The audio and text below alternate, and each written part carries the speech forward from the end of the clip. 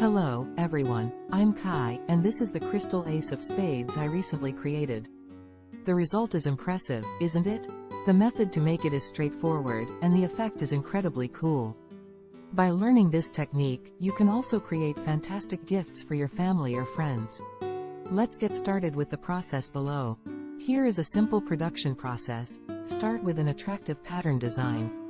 Create a 3D model using the pattern design. Use the 3D model to create a resin mold through 3D printing.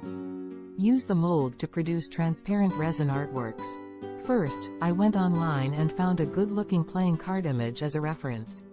Then, I used Stable Diffusion for a second iteration of creation. I added a text description, adjusted the weights, and had Stable Diffusion run several times, ultimately achieving a design that I was quite satisfied with. Next, I made some color adjustments to the image I had just generated in Photoshop. Here, I retained only two colors, black and white, as I felt that the intermediate gray areas didn't create a smooth. Then, I took the adjusted image and created a mask for the model in the 3D modeling software ZBrush.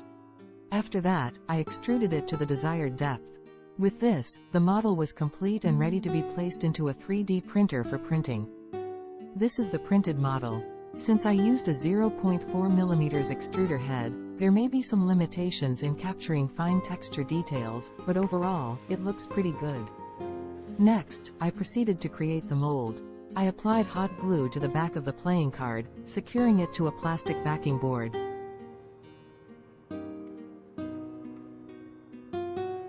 Afterward, I used plastic to construct a silicone container around the card model.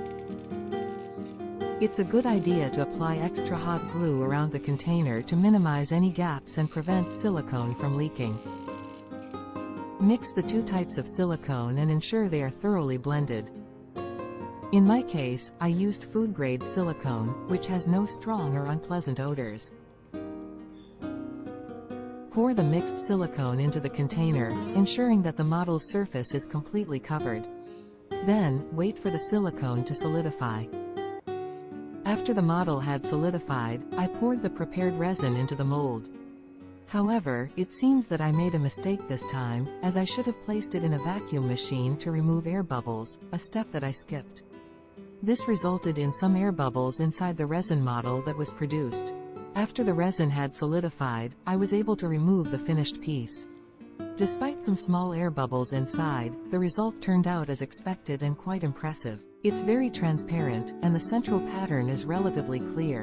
The back only required a bit of sanding to smooth out any rough edges, and if you desire a smoother surface on the front, you can also sand down any remaining texture. Now, please enjoy the finished product.